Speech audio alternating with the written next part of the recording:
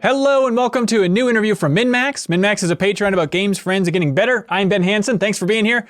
Today's interview is with Tim Longo, who's been in the video game industry for a long time, going back to LucasArts, where he was the creative director on Republic Commando, worked on Jedi Starfighter, also goes back to the QA department for like Shadows of the Empire, X-Wing versus TIE Fighters. He was there for a long time.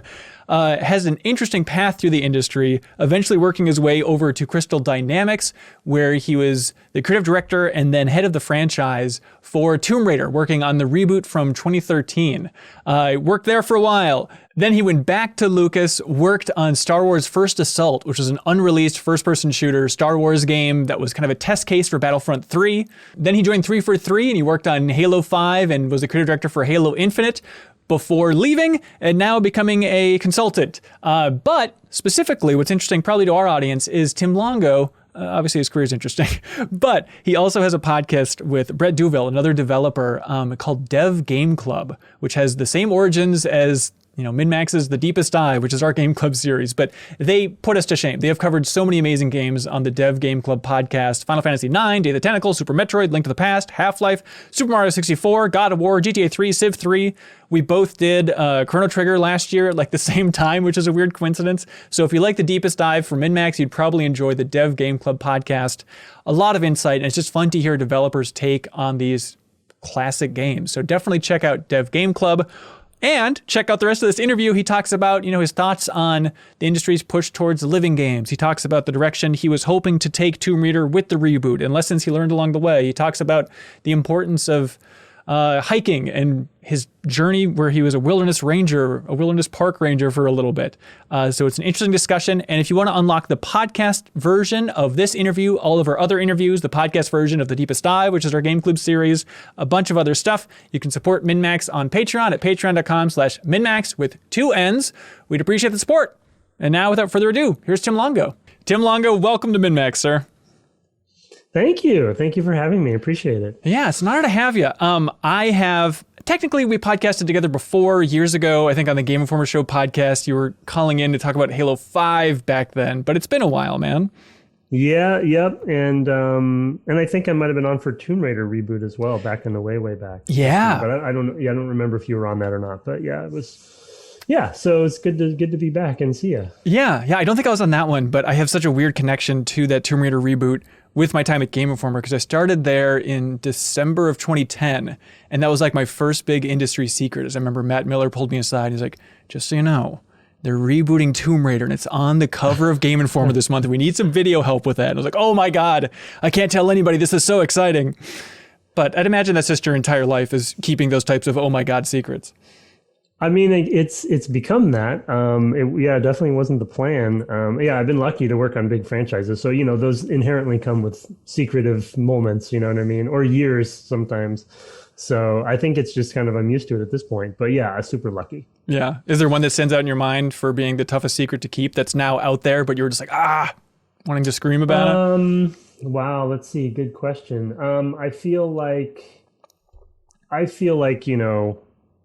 although I can't talk too much about it, Halo Infinite was definitely something, that we were all excited about talking about, right? Because, there's such a big shift there. So yeah, that was exciting. I guess that would be a recent one. Yeah. Or even, not to dive into the thorniest angles here, but even just thinking about your, when you went back to LucasArts and we're working on First Assault, was that the name of? Yeah, First Assault. Wow, good poll. The unofficial, unannounced game that never saw the light of day. Yeah, that was definitely fun. Yeah, and I was happy to be back at LucasArts doing shooters again. But yeah, unfortunately, won't get to play that game. But it would have been cool. We were close. But that was such a weird era too, because that was when Disney purchased Lucas. That must have been a weird thing of having the inside scoop on that. That must have been something where it's like, oh my God, they're going to make new Star Wars movies. This is a crazy secret to keep. Oh, for sure. Yeah. I mean, I was there for 2 years before the Disney thing happened. And then they came in, and kind of shut everything down eventually. But there was a moment there where we're like, what's going to happen? How's it all going to work? And I remember the company meeting with George, kind of talking about what was going to happen, and we're all, what's going on? And so, it was definitely a wacky time. Do you remember anything from his tone or any specifics of that speech that were interesting to you? I don't remember any specifics because, it was unfortunate, I think, kind of execu speak kind of stuff, if you know what I mean, right? Like they say, they kind of have a script and they say what what they need to say. So, I think if I were to summarize, you could kind of see that he was kind of going through some emotional moments maybe too, right? Because it was a big shift for him, and walking away and such. So that's my only memory, but it was a pretty short meeting, but awkward and weird because, it's like all of, and as you know, like, Lucasfilm was a big private company, one of the last ones of its kind before that happened. And so, very interesting, very different company from any company I've ever worked at. And so to have it be an end of that era was, a big deal.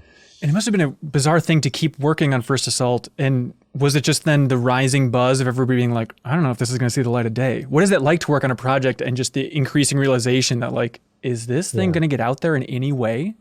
Yeah, no, it's not great. I'll be honest with you. It's not great. Yeah, I mean, the thing that we, I think, all look back fondly on is that the team was so devoted to each other and to the game. And sometimes it's good to have something like that to just be heads down and focus on, you know what I mean? And to just not let it get to you what the possibilities could be. And I think we were trying to be hopeful. We're like, well, maybe Disney won't close LucasArts. Maybe Disney will figure something out, for us to continue. And there definitely were, I think rumors about that here and there within. But, it's the tricky thing for running a team at that stage is like how everyone starts to potentially check out, right? And mentally they're like, well, I don't know what the future is. So people start leaving and all that. So, after a while, it just gets kind of weird and awkward. But I will say with that team, and there was actually, ironically, a similar transition after Republic Commando, which was a game that a bunch of us worked on in the past. And so the team stuck together, right? We just stuck it out and we're like, well, we'll go as far as they'll let us, right? And we're just going to keep working. That's why that game in particular was such a heartbreak, because we actually weren't that far away, Oh, sure. We were supposed to go into beta with Xbox, and so we were playing it every day and we were having fun, and everyone's like, well, we'll just put our, until we find out what's going to happen, we're just going to put our blood, sweat, and tears into this thing. So because the idea was it was kind of like a smaller scope thing as kind of a test run to see if this could balloon into Battlefront 3, that type of thing. Yeah, we had a whole kind of franchise plan at the time that was sort of far reaching, and First Assault, which was appropriately named in my opinion, was essentially the first step of that. So yeah, small scope, competitive shooter, Rebels versus Empire, that kind of stuff. Yeah, and now there's the weird bittersweet angle of there's a surprising amount of gameplay of that game just on YouTube. I don't know if it's like 10 or 20 minutes. How does that feel when you see your game leaked on YouTube in that way? Well, I mean, we were bummed about that as well. I think the only, the thing that in that particular case, because it never saw the light of day, the thing we're most bummed about is that it wasn't done. You know what I mean? So it's like we look at the video and we're like, we wish a different, we wish a different video had gotten out, or more stuff, or more polished stuff, because we didn't get to finish. So we just see the flaws, right? But to be honest, like I'm still, because it will never see the light of day in that form. I'm at least glad something's out there, to be honest, because again, I was super proud of the team, and I think the team was super proud of it, and so at least people know that it existed. Versus like 1313, which was obviously a peer team that was with us, and they got to announce and stuff. So it was sort of bittersweet there because they were more public, right? And we never kind of got an official announcement. So leaks are not good, and it's not happy that the leak got out there, but at least it's out there. So. Yeah. Do you have thoughts on Lucasfilm Games, the recent rebranding? Do you have hopes for what direction they go in the future? If you could have your say, which direction would you want to steer them overall? That's a good question. And I don't know, how much I should speak about that, but I do, I wish them the best. And I think the rebranding is probably a good idea. I don't know, I don't have any inside information, and I don't know if they're going to do any internal development or anything, but, I just hope that they really my only, because I'm such a Star Wars nerd myself and fan, you know, and I want to play more Star Wars games. I just hope they keep diversifying, you know, and find great partners. You know, they announced the Ubisoft thing and the Zynga thing and stuff. So they're definitely expanding out, and EA's had some good recent successes and stuff, which have been great. So I just hope they keep doing that, you know. And so maybe the rebranding will help freshen things up and, you know, and kind of be a new era for them. I still know a lot of those folks over there, and they're good people. So yeah. And you think that branching out and not having an internal development studio is the way to go? Just keep it licensing, keep an oversight role. Well, I mean, it's tricky because, you know, because they don't have the sort of that direct influence, right? If you're an internal team, then there's a lot more direct connection with Lucasfilm and stuff. So you do miss some of that. You know, if you know, in a utopian sort of dreamy alternate reality, I would love for them to do internal development again. Yeah. I just don't know if it's going to happen. You know, so Republic Commando I'll go back 2. a third time. That is so bizarre. Well, hey, on a lighter note, Dev Game Club, your podcast. I love the podcast. I listened to it for years and years and years. Like, when did it start? I'm trying to remember at this point. We're gonna hit. Brett was just telling me, Brett Duville, my partner in crime in that. We're gonna hit 5 years in March. So yeah. I don't know how that happened. I mean, I'm sure you've gotten this question a lot, or maybe I hope you have.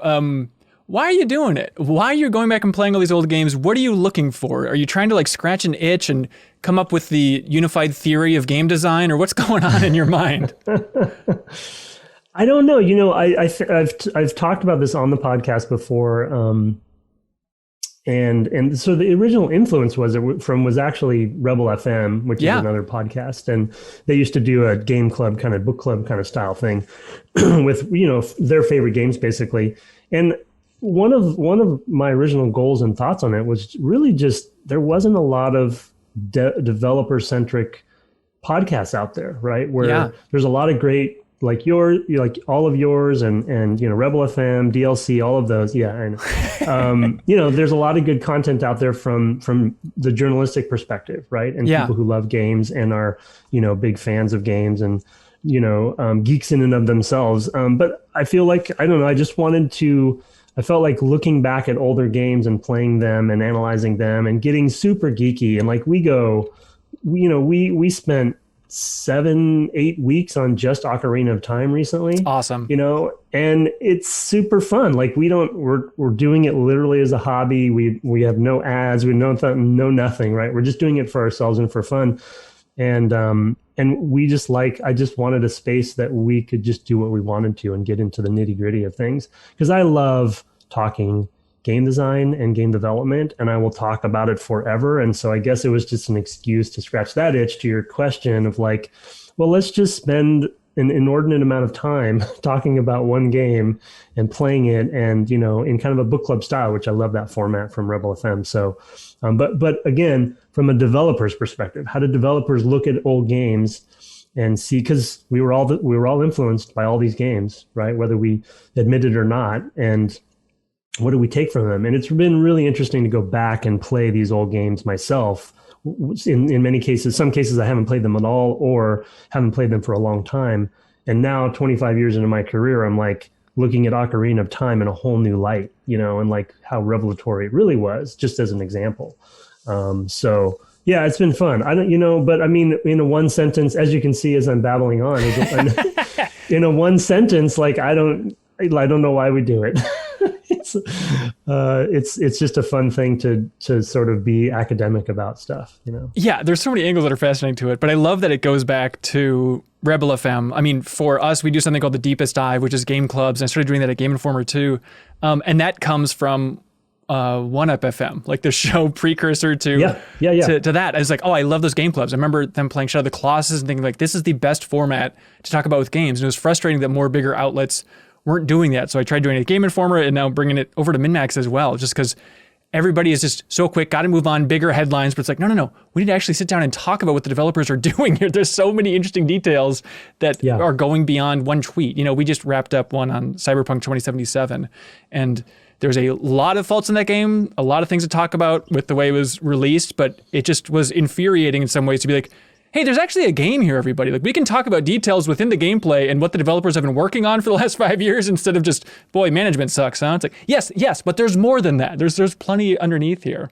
Exactly. Yeah, I mean, obviously you have a lot of developers on and they probably said the same thing, but there definitely is, it's good. It's definitely obviously good to talk about what the hot topics are when a game is launched or whatever, but there is definitely nothing more frustrating for developers to have the narrative around a game not be about the blood, sweat, and tears they put into a game. You know what I mean? Right. And it's like, and it is what it is. Like, I'm definitely not saying people shouldn't talk about the issues that need to be talked about, but to your point, like when you gloss over a whole thing, I mean, they worked on that game so long, and to not actually give it that due diligence, is a bummer. So yeah. Yeah. But to your point about, why developers aren't podcasting more, I mean, big gatekeeper is just PR, right? Everybody's scared of PR, or PR has said, please don't do this, or you absolutely cannot do that. That's just the logical reason why they don't get on there more, right?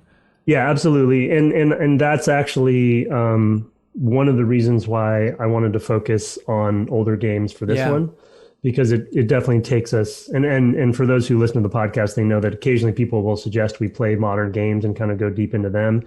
And oftentimes our answer is, well, it kind of gets tricky if we're, going deep into a game, and especially if it's a competitor's game. Brett and I both are freelance right now, so it's not necessarily as much of a conflict, but yeah, we know from a PR perspective, it's better to just not go there. So we play older games because they're a little bit more inbounds, right? Yeah, but I was amazed. I mean, when you were the creative director for Halo Infinite, and you were a creative director at a certain point, right? Yeah. Okay. That's all I did on that. Yeah. Okay. But while you're the creative director, you still were doing this podcast. It's like, it was just amazing. And I don't know if anybody tried to make headlines out of it about like, Halo Infinite's creative director has mixed thoughts on Link to the Past. I don't know if anybody ran that headline, but I hope you didn't get in trouble for it. No, I did. I do feel like I checked with PR at the time when we started 5 years ago, which I was obviously still at 343. Yeah. And kind of just explain, I did want to at least let them know what we were doing, and what we were going to try to stay away from. And they didn't, they were pretty open to it. Yeah, and I mean, that's the thing is, like, if I have strong opinions about Link to the Past, like, it's not a huge deal. Right. And so far it hasn't blown up in our face. I guess we'll see. We'll see as we keep going. I think you'll see. Oh yeah, I mean, it's time, as you know, it's time consuming. That's kind of the biggest challenge. So yeah, that's we have day jobs, and so going into just playing the games takes time. So, and then podcasting. So I can't, every time Brett tells us our anniversary is coming up, and the fact that we've done it weekly for this whole time is just insane to me. I don't know why we do it. It's amazing the amount of games you go for. And you go for some hardcore older games to the point that I'm like, oh my God, my blood runs cold when you choose some of these. Like, are you sure you know what you're getting into? But, yeah, no, we don't. We're not sure. We're often not sure. I can never remember the order. Like we're starting Baldur's Gate 1. Exactly. And then it's like, oh no. I remember, because I have played that before, and now it's starting to rush back to me. So, but I mean, it's amazing to see what developers can see in these old games compared to the press. Like, we have so many people on the consumer side, on the press side, talking about some of these old games, and there's such an interesting bit of insight from the developer's point of view. And I remember in an early episode, I don't think it was your first series, maybe it was close to it, but I remember really loving the Final Fantasy IX game club discussion you did. Yeah. And in particular, I believe it was you that just could not wrap your mind around, like, how many different engines are they using here? They have like the battle system, the world map. It's just like these all interlocking engines, which is something that from our point of view, we would never talk about, but you could not fathom like how much custom work was being done for these different pieces of the game, which was fascinating to hear. Yeah, that's a great example, actually. Yeah. And that's, and as you know, from listening to that series, I'm really not a JRPG player, right? So Final Fantasy IX was definitely like deep end of the pool situation for me, because we went straight into that, and yeah, and it's boggling but it is cool for us. I think as far as scratching itches, like that's the other cool thing for Brett and I is like we don't. Brett often says it's like it's kind of an excuse for us to talk to each other about games every week, and to again reserve that time to talk deeply about stuff, because like. I don't know. I don't know if people would ever give you money to talk about the types of engines that Final Fantasy IX is using in there. You know, it's like maybe they would, but it's like, well, we can because we do whatever we want because it's, you know, we're doing it on our own time and et cetera. And so Brett puts a lot of time into the podcast himself because he's the producer as well. So kudos to him on that. But yeah, I mean, it's insane. And the other thing that I've talked a lot about on the podcast too, for me personally, and I think Brett's the same. The thing that I've realized over the years is that I'm still learning so much from playing these old games, you know, and yes, I've had a very fortunate career, and I've done creative direction for a long time, but I'm not perfect and I'm still learning stuff. And so I can go back and play again, using Ocarina as a recent example, and I'm still getting these moments of revelation that I'm just like, wow, I didn't even think about that, you know, and now I hope I'm a better designer for it, you know, because I spent the time going deep on that. Because even when I'm playing games, I'm kind of usually rushing a little bit, you know, like for fun, because I have the next game I want to play or whatever. And so I even for pleasure, I'm probably playing too quickly and not analyzing things as much as I should, because that's my leisure time. Yeah, it seems like you in particular, you're really fascinated by Nintendo games, and it feels like you always have a lot of questions like, God, I wish I could ask Miyamoto this, or I wish I could ask Tezuka this, or ask this person on Nintendo's team. Do you want to just talk about your fascination with, you know, your perspective of Japanese development culture, and how much have you interacted with it throughout your career? I mean, it's certainly at GDCs or something, you probably pulled some Nintendo developer aside and picked their brain a little bit, right? No. I mean, the thing is that they're, as a culture, as you know, because we have guests on for a lot of our series, but we've never had a Japanese developer on. As a culture, and I think especially on the PR side, they are very private, you know, with their information, and Nintendo's the most private of all of them. And so I think to some degree we build up a mythos around them that really is, you know, maybe is true, maybe is not true. So I think that's my infatuation. Because for me, the thing is they're so consistent. I mean, they do occasionally have a stinker here and there, but generally there's no company that is as consistent as they are. So for us as developers who, as you know, generally are inconsistent, I mean, you know, you have your good games and you have your bad games, but it's like, it's all over the map. But for a company that big for that long to be that consistent, something's got to be going on in that building, you know? And so I just want to know what it is. I want to know how they're so consistent. And you have as much information as we do when it comes to being public, because they'll have an article come out or they'll do a talk, you know, that other people can see. But I guess I just need to be better at connecting, you know, making connections with them or something, because maybe I could, you know, have a coffee with somebody that's there, but I haven't achieved that goal in my life yet. So I think it's the mystery is really why I'm always so infatuated, because, you know, you play a game, anything from whatever, Pokemon, which is, you know, Game Freak, but Nintendo as well, to Ocarina, to 2D, and then playing with Ocarina and Link to the Past. As an example, we talked a lot about that transition, right? So from 2D to 3D. And so you also have a company who is able to make these transitions consistently, which is difficult for any company to do. So it's like something magical is happening there. So I think that's why I always come back to that, you know. And there are other companies that are definitely consistent. Blizzard, I'm a big Blizzard fan as well, right? And they may be going through transitions now, it seems like, but generally the Blizzard that we know. And so they've been a little bit more public about how they achieve that through endless iteration and things. But yeah, I don't know. And people love the classics. So anytime we play a Nintendo game, you know, as Brett would say, you know, that's when we get a lot of spike in interest, you know, because I think everyone wonders, you know. Yeah. So but again, we're just speculating. Not to be a terrible capitalist here, but at the same time, it's like, I'm just amazed that you aren't running ads on the podcast. It's just such a weird, pure anomaly in the game industry. You think you'd have like a Patreon or something, one of those hacky Patreons or something going on there. Yeah, the Patreon. Wow. Yeah, I don't, you know, it's something that comes up pretty often. And I would give credit to Brett in that I think we feel like as soon as it'll not to say that this impacts things for everybody, because I think you guys have stayed really consistent with your vision too. But I think for us, because we have the luxury to be able to do it and not ask for additional funds or what have you, for whatever reason, it feels like it stays our own, right? It stays in this bucket of like, it's just a hobby. It's just a thing that we can do whatever we want with. And there's no other reason we're doing it. And it stays, like you said, it stays pure maybe. Though sounds like overstating it, but you know what I mean? Yeah, it's not charity drive. Okay, before we get too far away from, Japanese development and your fascination, my mind immediately goes to what was reported in the final hours of Tomb Raider, which you worked on the Tomb Raider reboot for many years there. And in the final hours that Jeff Keighley put together, they talked about in that early phase of trying to lock down what the Tomb Raider reboot was, it seemed like it was taking a lot of inspiration from Ico and Shadow of the Colossus, including having like giants wandering the world and Lara would be on a horse. Do you want to just talk about that idea of trying to incorporate some lessons from maybe Team Ico in particular and infuse that into like a reboot of such a big Western brand as Tomb Raider?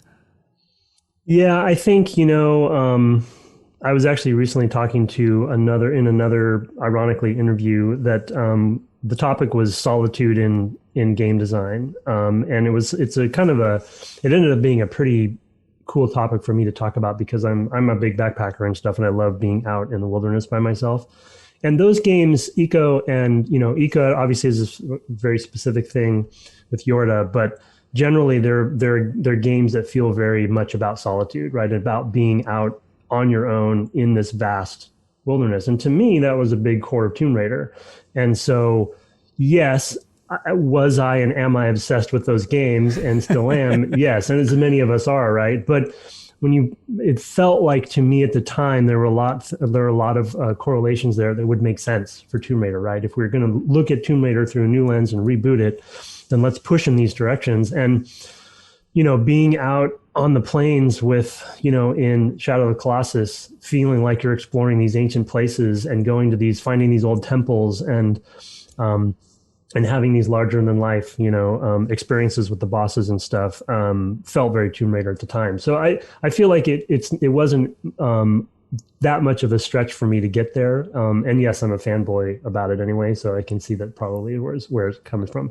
I don't remember if this was in final hours or not, but and I don't think this is too much of a spoiler or reveal, but it probably was in that. But there was a time actually where we also had a companion character too.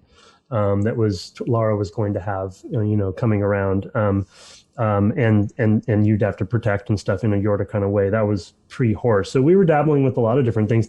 That was the challenge of rebooting, right? It's like you can go in any direction almost. So how do you find that direction, right? And so we ended up on sort of the survival action side of it, which ended up being the core. But you have to explore. You have to find some different inspirations. You have to explore to see if exploring is going to be the core. Yeah, right. You have to explore to explore. Okay, so the companion thing went from horse to the Izumi, like the little girl that controls water. That was... Yes. Okay. Yep, and then there was a monkey in there as well at some point.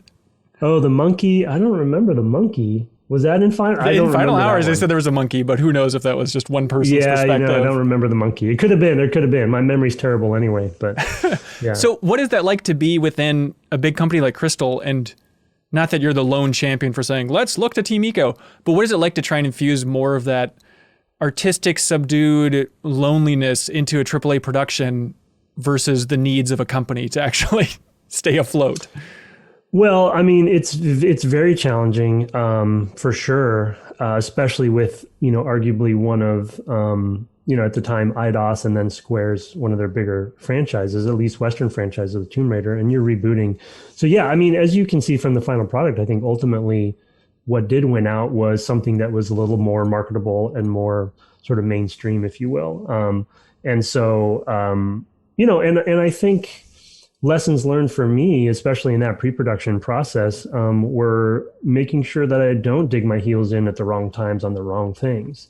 Because I think that there's good reasons why we didn't go in those directions that I wanted to when it comes to being influenced by Team Ico. So, and so it's heartbreaking to change direction sometimes on that stuff, but you would like to think that oftentimes it's for good reason too. So yeah, I mean, I can't say anything other than it's just difficult to go through that process because you're trying to convince people, right? Like creative direction, especially because you're even, on big teams, you're even less hands-on. So a lot of your time is spent negotiating and being a diplomat and convincing and pitching, and kind of it's a lot about that that sort of that relationship with the team of trying to convince them of the vision that you're going after, right, and why it's right and why it's going to work. But then also knowing, as I'm sure a lot of your guests have talked about, knowing when to kill your darlings and knowing when, okay, this isn't working. Izumi's not going to work. And in the horse's case, my vague memory of that is like, to some degree, there's also scoping that has to happen. Like a horse is a big deal. You can make a whole game about a horse. As you could sort of say, Shadow of Colossus was a big part of that. And then it diverts away from Lara. So in that case, that was a good direction to shift away from. It's very challenging, especially when you're trying to do something new, and I've been fortunate enough and also unlucky enough, I guess, to some degree, to have that happen to me multiple times in my career where I'm taking a franchise and having to try to do new things with it. And it's terrifying. It's a terrifying process because there's a lot of opinion about what it should not, what should change and what should not change. As you can imagine, would say Halo. And so, going through that process is just can be really rough. But it can be rewarding if you get through it. Yeah. Well, I think with Halo in particular, this is before your time at 343, but from what we understand from the outside world, which isn't much, it's the idea that kind of Ryan Payton, who was the original creative director for Halo 4, that he was also trying to push a little bit more in that story-focused, subdued, let's focus more on Cortana, let's take inspiration from, I don't know if literally a Shadow of the Colossus was his inspiration or if it was more of like a Heavy Rain or what exactly they were going for, but it kind of seemed like he was learning that lesson before you got to 343 about just, it's great to be an artist, but come on, we got to get some gameplay rolling here. Right. Yeah. And I will fully admit, like I said, and I think Tomb Raider was a good example of that specifically. And then I feel like I was able to apply some of those lessons on Infinite, that, you do have to know what your audience wants and what your goals are, and then find the right things to tweak and morph. And because at the same time, franchises, it's good to have that core understanding, but of what they are and to not break that, but also they need to evolve, I think, to survive. Right. So you do need some evolution, but sometimes too much is not the right decision too, right? You don't want to go too far. So it's threading that needle. And it can take years for franchises to evolve. But you have to be, I fundamentally believe, and that's where sometimes a lot of the tension can come from, right? That you have to evolve. And there definitely there's always parties, sometimes important decision-making parties like executives or what have you, that don't want things to change, and so at the end of the day, you can't overrule them, but you got to fight the good fight as much as you can. Yeah, it's fascinating to hear you talk about, loving, exploration as a focus and wandering, which we'll get to later. And then think about the reveal trailer for Halo Infinite, where it opens like, a Planet Earth trailer, where it's just shots of the scenery. So it seems like, who knows what it looks like now, but it seems like, at least for the vision of the launch, it was probably very in line with your taste, right? Or the vision of the reveal. Yeah, for sure. And again, I can't get into too much detail about it, but I think, the core direction is still there. And I'm really excited to play that game in its final form myself because I know a lot of those same goals are still retained. And so putting those sort of experiences together in a Halo context is, I think, going to be, it's going to be awesome. So. Yeah. How sensitive are you to headlines about Tomb Raider or Halo or franchises you've worked on? Every time you open up a gaming site or see a tweet about those franchises, is it just like, does it hurt? No, it actually doesn't. No, because, I think franchises like that, it's a privilege to work on them to begin with. They're not mine. And in fact, even in the franchise that I would create someday, I wouldn't call it mine. It's ours, and so I'm really, when I open up those news articles, I'm more interested just to see what's going on, because you have to remember, like, I'm a fan before I work on these games. Like, I went to work on Tomb Raider because I loved Tomb Raider. Yeah. I loved it from the beginning.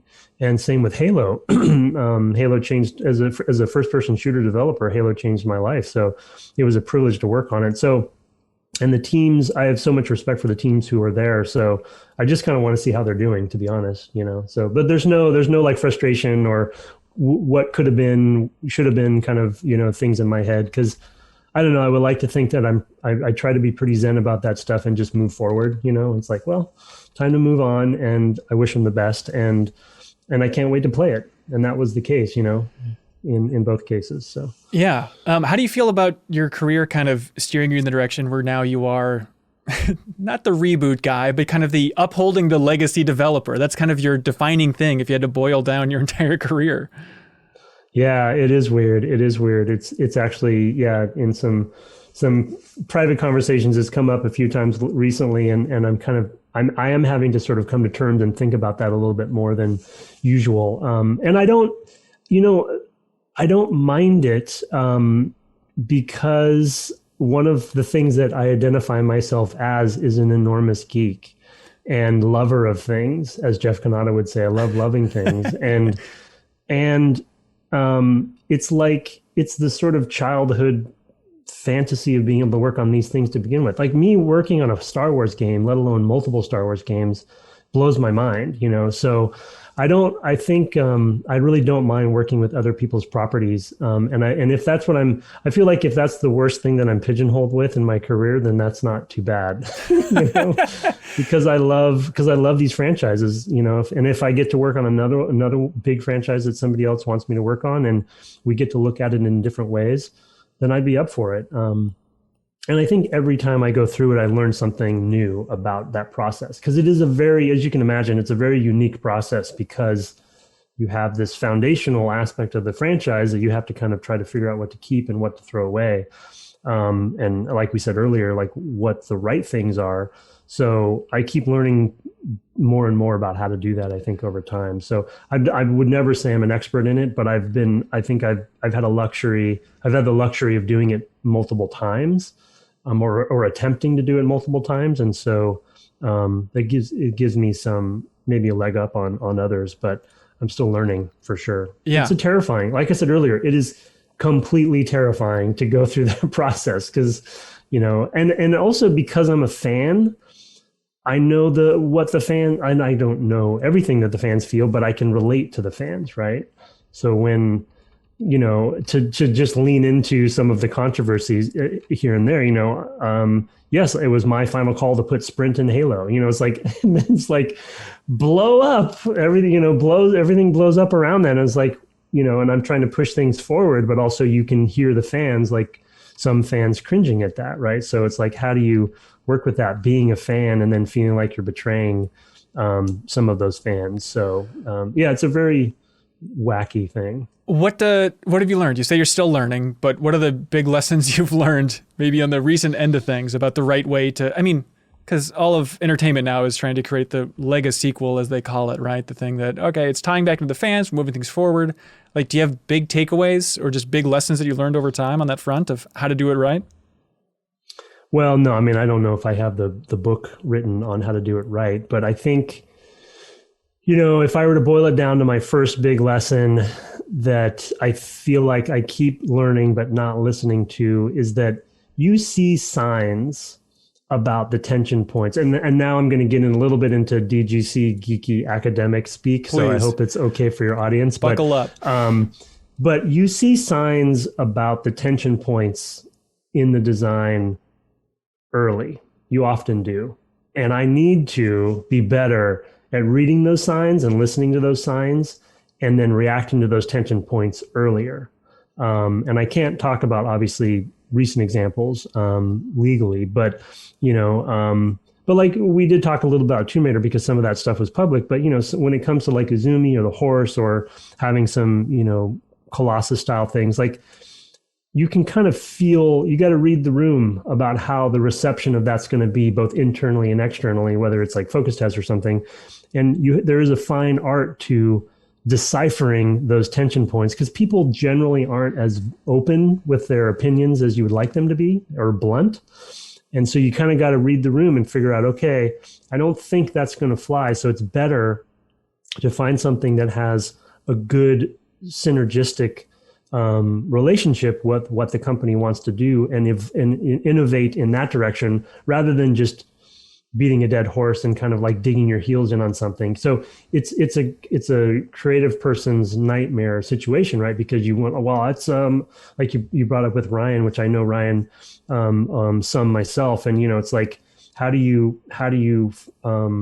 when do you fight hard for that crazy idea that is going outside the box? And when do you, and I don't want to say compromise, by the way, but it's what I think it is it's shifting toward a better innovation or a better idea that matches everything that's going on. So I guess long story short, it's really like identifying those moments, and really your gut is telling you something, listen to your gut on that tension. And maybe just you see it in retrospect.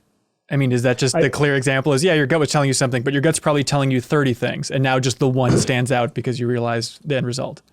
Exactly. Yeah. Yeah. And all of this is hindsight 2020 stuff for the most part. But every time I go through one of these, I do pull one out with me and I take it with me and it's in my pocket, I think ready to go. Now, again, I'm not perfect and we'll continue to make mistakes, but I think, maybe if I have one additional tool in my toolbox, then it's better than none. So yeah, I think it's just identifying those moments, because those tension moments are really important, and you always want to you still want to push, you still want to like, oh no, let's really dig into this idea or whatever and see why this is meeting resistance, but then know that, okay, there's a moment when it's like, okay, let's redirect, let's shift, and you got to do those as early as you can. So yeah, with the Tomb Raider example, I just keep thinking, you talk about, okay, seeing that maybe having the giants and the horse and all that stuff might have been too far. Maybe this is just the disconnect between, Games Press or, Games Press on Twitter specifically versus the wider public. But I think if you were to pitch a Tomb Raider reboot happening right now that was inspired by Shadow of the Colossus meets Silent Hill, which would seem like what the pitch was back then, I feel like everybody would say, yes, that sounds awesome. What is that disconnect? Is it the changing times, or is it the disconnect between who's buying this game at Walmart versus who's talking about it on Twitter? Well, I don't want to be too cynical about it, but I think you are onto something when it comes to, because I think developers and journalists tend to be pretty similar on sort of a starting page. We're reading from the same book, but I do think that there is wisdom. That's another sort of lesson learned for myself over the years, is really understanding. And I don't want to be reductive about it, talking about it as a marketing thing, because I really respect marketing, and good marketing is a really valuable, awesome thing.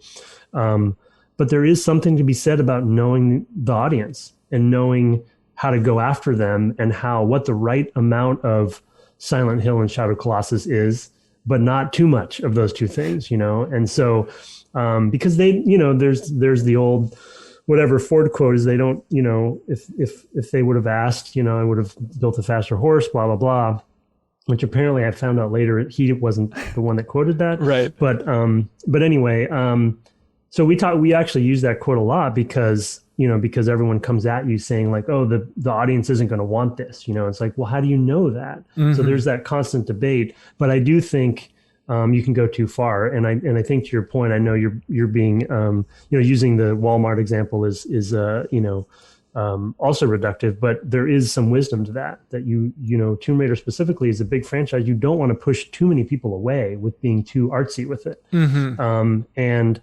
we love those games. I think Shadow of the Colossus is right behind you. Is that what I see there? Oh, yeah. I have a giant painting behind me. So yeah, it's tip in my hand. So I know who I'm talking to. It's framed and everything.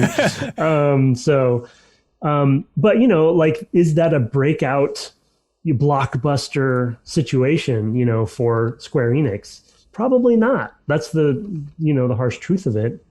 And so for somebody in my role, especially like you said, what I've been doing over the last few projects, I now have to really think about the sort of, I don't want to say the business side of it, but kind of the business side of it, because that's one of the coolest things about games, in my opinion, is that video games are such a merger of all of these really, really complex things. It's business, it's creative, it's technology, right? We're one of the few industries that has that unique mixture, because we also have the tech side, right? So we're shipping software that's also emotional and also has to sell millions of copies, and also has to do this and that. And so I'm not saying other industries are easier or whatever, they're just different, but it's one of the coolest aspects of it. But for somebody in my role, it's also, one of the most terrifying.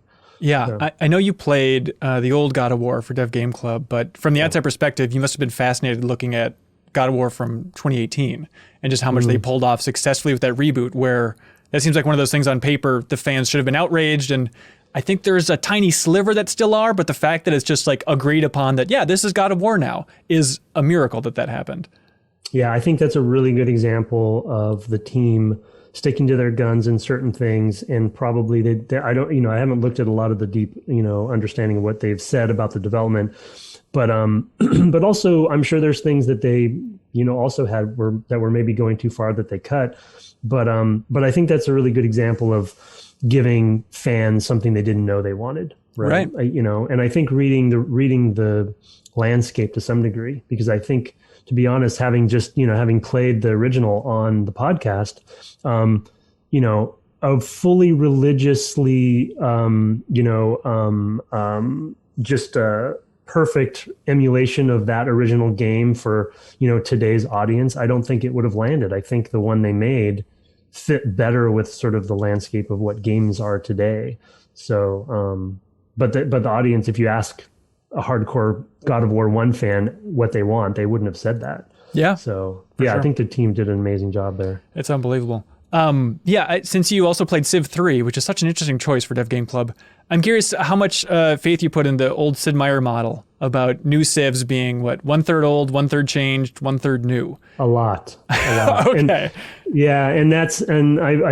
I hope we talked about it on that series. I don't remember. And we had Soren Johnson on as well, who worked on it. I put a lot into it. And actually, that's sort of another example, another way to put what I was saying as far as lessons learned, is that's something I need to use and remember more often. Because I think my ratios are off, right? Like when you're going too crazy, with like we use the Tomb Raider example more and more, then that's not the ratio he's talking about there, and so that 1/3, 1/3, 1/3 is really good wisdom, for sure. And I need to listen to it more and use it more and remind myself of it more, because you get into the middle of it and you're just excited and you just want to blow up the world and do it all, and you're just like wide-eyed, and I'm not saying that I've been crushed over the years. I think I've just been kind of hardened and honed, and I would like to think I'm getting better at it. But everyone needs to listen to Sid more often. Yeah, on every front probably.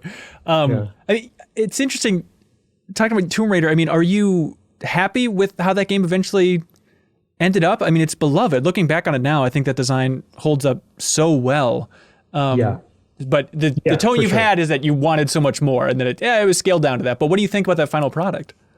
No, I do. And when I think back, like you mentioned, the Silent Hill meets Shadow of the Colossus, which, I do wish we made that game as well sometimes. But that's like a selfish thing, right? It's like, I wish we made it because I would love it. But what the team ended up doing, and I actually think I wrote a long letter to them after playing it afterwards. Where we ended up going, because the whole thrust of survival action, the survival tone was what was kind of what I infused. Eventually, that was the word that we kind of rallied behind. That was new to Tomb Raider, right? Not new to games, but it was new to Tomb Raider. And I think they nailed it. They hit it out of the park in that regard. And I think Rise only got better. And so I think, I couldn't have been happier with, because again, the direction changed, like cutting that stuff that we talked about. That's part of the process. That stuff's going to get cut. Every game has their Izumi situation happening in some degree. It might be small, might be large, but to some degree, you need that stuff to be cut so you can find what the end result is going to be. And that's what they did. That's what we did. And so the team found it and they polished the heck out of that thing. So I loved it as a fan, as a Tomb Raider fan. I thought it was great. So. Oh, great. What do you think about just the bigger trends in the game industry? And obviously Crystal's going through this. I don't know how much 343 is going through this, but the push for just living games, bigger games, ongoing games, we saw with Marvel's Avengers, it might have been an example, not to put words in your mouth, of just one of those clear issues that maybe popped up early that wasn't given enough attention, where I enjoyed the story a lot in Marvel's Avengers, and then the structure of that game I did not enjoy a lot. It's like, clearly this is going to be a weird schism, but it ships and it sold well, so what do I know? But yeah, what do you think about just that general trend of the living game moving into the future here?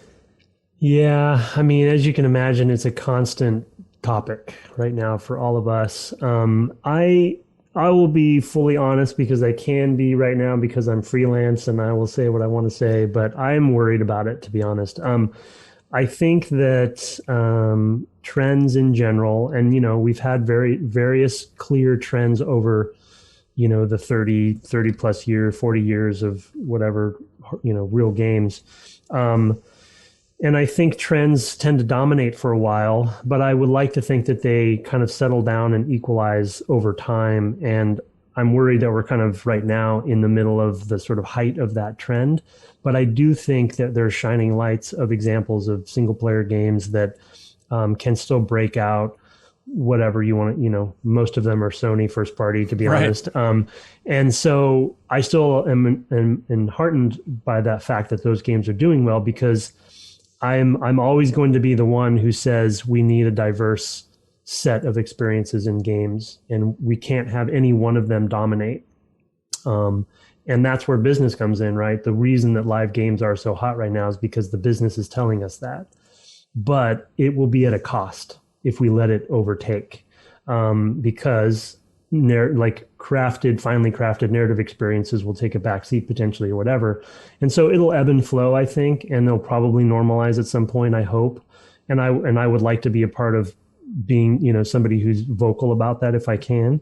But I'm, to answer your question, I'm a little worried about it being too big of a trend, because I love those games. I still play World of Warcraft today. I've been playing since Friends and Family Beta. So I love live games to some degree, but that's not all I play, and that's not all I want to play. I want to play a bunch of different things, and I know that the audiences do too. So I just am worried that the money will start going in only that direction, and then we will lose out on experiences, that we would like to see. Yeah, and you have to hope that a company like Square can see where Avengers ended up, where it's like not in its ideal form, or even, EA with BioWare just realizing like, it turns out companies like Bungie with Destiny have been getting their ass kicked for years and years and years. Like, that is so hard and such a miracle that they pulled off Destiny to the extent that they did. It's not a matter of, just divert all resources and you can create a Destiny. It's like, no.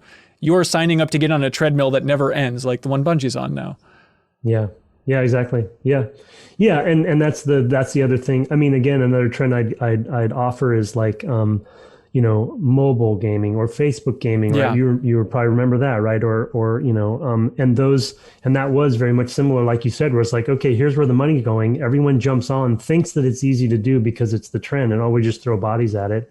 And it's not. It's never like that way. So you really need to have that balance of business motivation and creative motivation, and sometimes technology motivation or what have you. So yeah, it's not easy, but yeah, I'm just always, I don't know if I become old and jaded or what, but I'm always, these days, I've become pretty skeptical of trends, and it's hard in my role in my business, because sometimes you're fighting an uphill battle in that regard, right? And you're trying to convince somebody, wait, this is a trend. You realize, like, don't fall for it, And I don't know, like I obviously still have good friends at Crystal and Square and who worked on Avengers, and I have no insider information about this. But I'm sure they had those conversations, right? Where it's like, wait, are you sure? Are you sure this is the one we're going to chase? The trend we're going to chase? And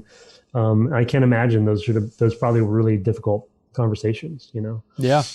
If we can go back in time a little bit, I am fascinated by this chunk of your career where the first time you left LucasArts, your LinkedIn says you pitched a Sony game and then became a park ranger. Okay, let's focus on the first part just for a little bit. Any details about what you pitched or what that Sony game was? So that was just a freelance era, right? Okay. So I was actually doing both simultaneously, and on the side I was doing freelance work like I'm doing now. So that was really just somebody at Sony hired me to help them pitch a game that Okay. never saw the light of day. So obviously I can't talk about what it was, but yeah, that's all that was. Somebody needed help from a game developer, game designer, creative director person to develop a pitch, and so that's all. Nothing. Don't worry. Don't read anything super crazy into it. But yeah. Okay. But the park ranger thing, yeah, did happen. Well, technically wilderness ranger, but yeah. What is the story there? Were you just saying, I'm out of here, I can't deal with games anymore? It was a burnout. Yeah, it was burnout. And in fact, I just recently went through the same kind of burnout, and I didn't become a force ranger, but a similar feeling leaving 343. Yeah, it was burnout.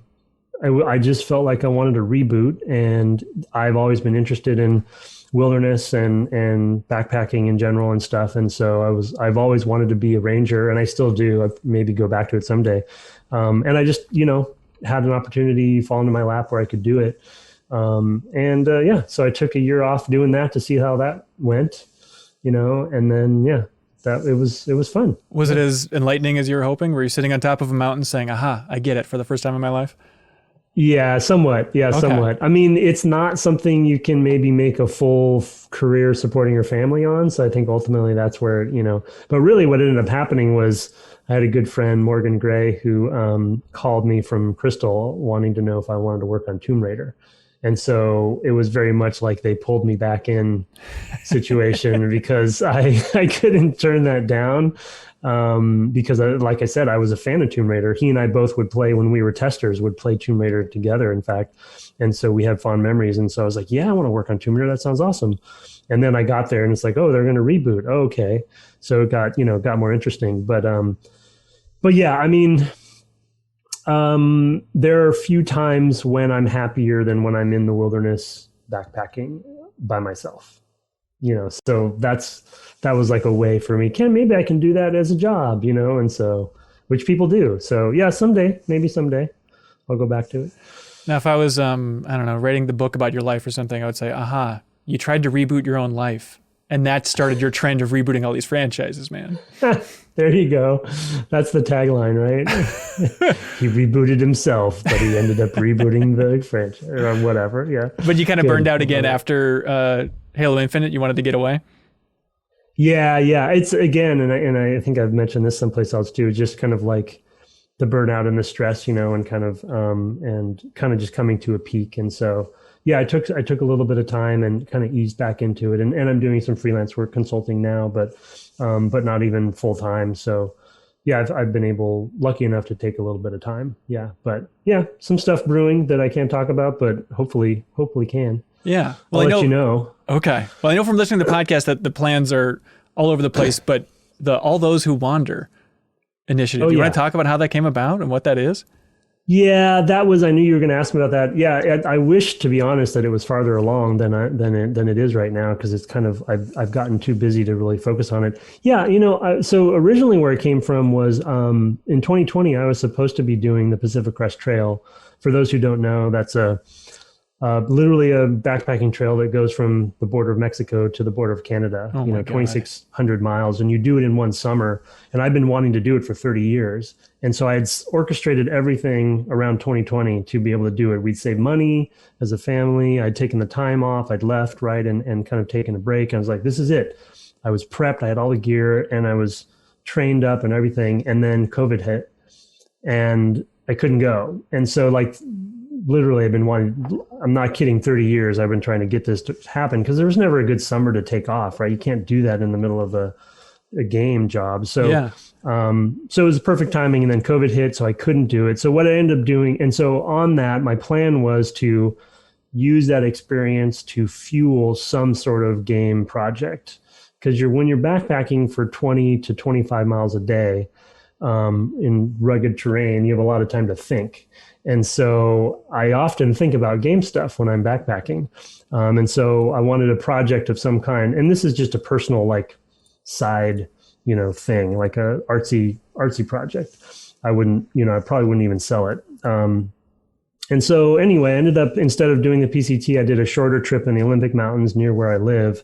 And so all those who wander, so basically I did a fundraising. I wanted to kind of give back while I was doing this crazy thing that I think walking from Mexico to Canada is a privilege to be able to do that anyway. So I figured, well, why don't I try to raise some money for every mile that I do? I'll have people pledge for it. So for this shorter trip, I did the same thing. Obviously, I raised less money. I think $1,500 or something, $2,000 maybe. So for every mile, I had people pledge and donated to a charity. But through that process, I was developing and designing a game in my head while I was hiking. And so I do have it, even though on the website I haven't updated it, and I do need to do that. I do have a concept that I want to make, based on my experience on this 8-day trip that it ended up being 8 days, 120 miles, and 37K elevation. So, so you just go through stuff when you're backpacking, which I love about it. You're thinking. I don't listen to music or podcasts or anything. Wow. I literally I'm by myself and listening to myself. And so it's a great time to think about games, so. Are you taking notes? Yeah, I do. Yeah, I take notes. Yep, I take notes. I would like to think it's almost, I don't know, meditative in a way, right? Like people sit around in a coffee shop and kind of just think about, problem solving a creative problem or something, and similar to that, but you're just hoofing it, with 30 pounds on your back. Jeez. Do you think you're going to still go for the long haul at some point? Yeah, for sure. I just don't know when now. It's like COVID's changed all of our lives. So, but I don't know when. I don't have a plan now for when I have to redo that. Depends on the future stuff that's brewing. So we'll see. Yeah. This is a deep cut reference, but on a recent podcast, you were talking about how you wanted to get more into production. How are you interested in that side of the industry? Do you see that as your future is more of the producer role and less the creative director? Not specifically production, but I guess I'll say taking a bigger hand in sort of helping run a project. I guess I'll say it that way. So I don't want to move out of creative direction or design if I can help it. But I would like to sort of, build something from a company perspective with friends, and kind of help run that. You can read between the lines. Okay. What I'm saying. Yeah. Are you feeling optimistic? You feel like there's a path forward for that front? I think so. It's a good time. It's a good time for it. And so, yeah, I'm feeling optimistic, but nothing for sure. So nothing to announce, but there, until it's actually happens, it's not happening. So, yeah. I'll be optimistic. Okay. Good to hear. Well, best of luck, man. Yeah. Thanks. Anything else you wanted to cover? Anything we didn't hit? No, you hit everything. Good work. and you also, did your research. So appreciate that. I've been listening for a while. I'm a fan. Following careers, all that stuff. Awesome. Thanks, Ben. I appreciate it. We appreciate it. Yeah, no problem. Thank you. And best of luck in the future. Thanks. Cool. And thank you so much for watching or listening to this episode of MinnMax Interviews. There's more like it if you want to check it out on the YouTube playlist or support MinnMax on Patreon for more in the future. Thanks so much, everybody. Bye. MinnMax is a Patreon about games, friends, and getting better. The Deepest Dive is the best, most thorough discussions about games on the internet. Prove us wrong, please. The MinnMax Show podcast airs every Thursday. Patreon supporters vote on what we stream every single week, and a whole lot more. Give us a shot, try subscribing to the YouTube channel, and we hope we can win you over.